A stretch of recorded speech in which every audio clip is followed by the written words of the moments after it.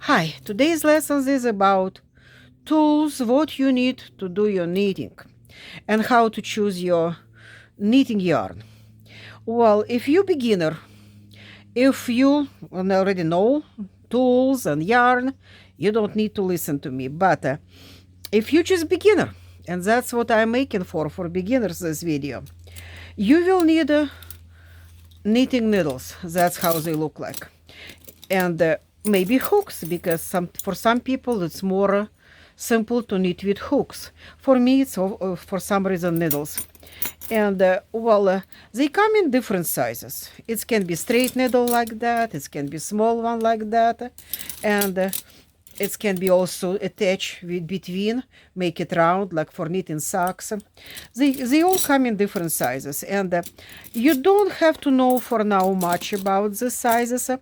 Why it's in different sizes? Because as thicker needle is, just look on this thick one, and let's find something tiny one. I usually don't have even tiny ones because I'm too impatient to knit fast. This is more or less tiny one. See difference in diameter? And this needle will produce really thick and loose looking product. And this needle will produce tie loops and tie looking product. And the same yarn can be used knitting on that and knitting here. You try to do it and you will know what I'm talking about. And in different video I will show to you how to do it actually, how to actually knit with needles. But right now just about tools. What to choose when you begin. First of all, you don't have to spend too much money to buy them, because in the stores they're expensive. Look in Salvation Army stores, look in the thrift stores. Those grandmas who do IATA, who did in life a lot of knitting, they die one by one. Well, it's mean a lot of stuff end up on the shelves, like in secondary store shelves. That's why it's so easy. They're not expensive to pick up. You can pick up whole set what grandma used to have for about $8. And in this case, you will have every size possible. Garage sales, you name it, estate sales. That's where you will find all those knitting needles. And what I suggest you to, if you're just beginner, to start from number probably no less as number 9. That's gonna be no less as number 9. 9 will be right here, will be your number right here. And no less as number 9, because that's kind of comfortable thickness from beginner to begin. You will need 2 of them, because you knit with both hands. No, well, if you're looking for miscellaneous, you look for set, which is you buy it in secondary store. You make sure you have at least 2 identical. You can have at least 1 pair in the same number, but they match each other. Okay, and that's all what you need. Well, now that's about needles. Hooks, again, hooks can be different sizes, depend what you plan to do with them. If you beginner, try to get a more thicker hook, like what I have right here now. It's about number 6 size. Some of them going by letters, some of them going, they practically all can go by numbers and by letters, like J, I, G. That's gonna be good hooks for you. H even. What to begin with. And well, that's gonna give you some good scarves, looking good sweaters. It's not gonna be too fancy, because to do something too fancy, you really probably will be not available to do if you're beginner, because it takes a lot of patience to crochet beautiful, and you need really fancy hooks, and you probably will need magnifying glass for that, magnifying lamp to do it under magnifying glass. That's something which is not for beginners. If you don't know how to work with this kind of thickness needles and this kind of thickness hooks, you don't even start to do something a little bit smaller on diameter, smaller sizes. And yarn, again, when you beginner, you try to pick up not too thick yarn, but not too small either. You don't need to know those sizes. It's so many of them. You just go in a store, or if you see needle again in a secondary store, you drive to garage sale and you see that yarn on garage sale. Just look on it. This is a thickness, which is, I'm talking about begin 2-3 millimeters thickness. That's a good yarn to buy. Again, contest, how you know what it is? Well, depend.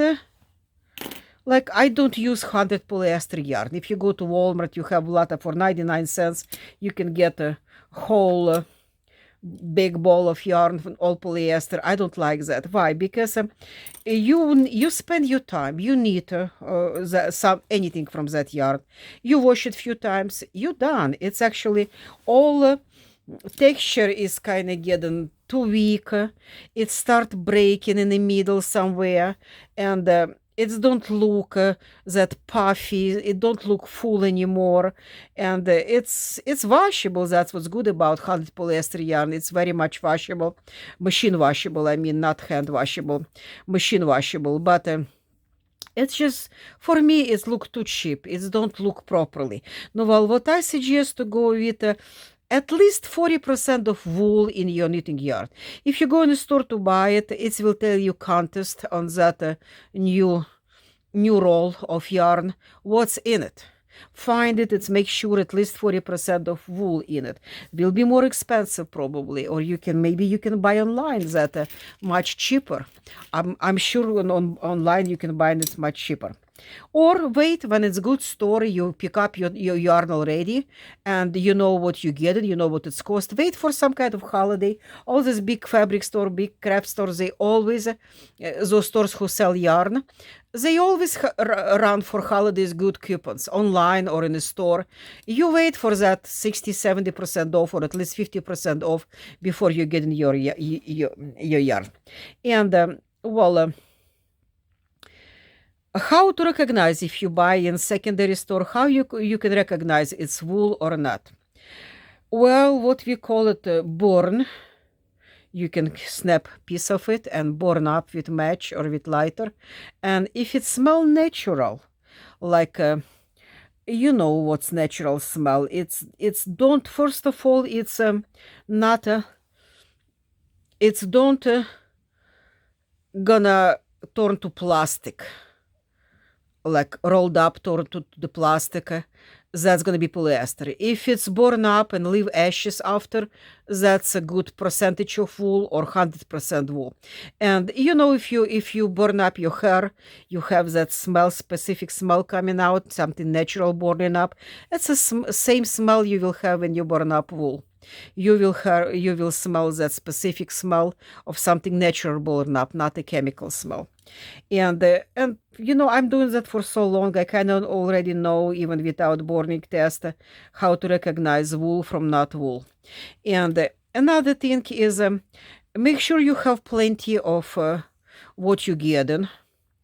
Well, how to count how much and what you need depend on size. It depends what is it, what you're making, what size you're making, and so on. No, well, if you just beginner, just start. I'm suggesting you, strongly suggest you start from simple. Make straight looking scarf, nothing. Just a scarf, just a straight looking scarf. And see where you are when you finish that scarf. Do you have enough patience to finish it, to start and finish it? How much time you spend on it? And so on. And after you accomplish it and you feel like you're up to for more, you can go for hat. After you're done with the hat, go for some vest. You're done with vest, go for sweater, and so on and on. I will try to explain to you everything as we go. How you handle your needles, all these hooks and needles. Make little bag like I did. I make little fabric bag and just stuck all of them there. Included hooks as well. Hooks I put in a separate Ziploc bag before I put them in. And you stuck them there, you put in your dresser, and when you need it, they're there for you. And what else you need? You will need this big pins for knitting jobs. Why? because when you knitting, you stop something, you usually, it's your job still on a needle, on a knitting needle, and you stick it in a roll. What you're working on, here is your job, handing right here on a needle. Sometimes it's come up and you lose your loops, and it's drive you crazy because you spend time already doing it and start running and you have to redo it again. No, well, for that reason, that's what it is for. Before you storage your job, between you working on it, you put your run the safety pin through your loops and secure it. In this case, you don't have to, it's going to be right here. You can run few of them along edge of your job like that, secure all the edge. Or if if you little scarf knitting, you can put all of them, squeeze it here. And well, in this case, it's secure and you can just throw it around and get back to it whenever you have time or desire to get back to it. And you know you're not going to lose nothing. It's going to be not mess to redo after all. Well, that's as simple as can get. So of course you will need trimming scissors to cut. I explained to you in another video, and it's one of sewing tools which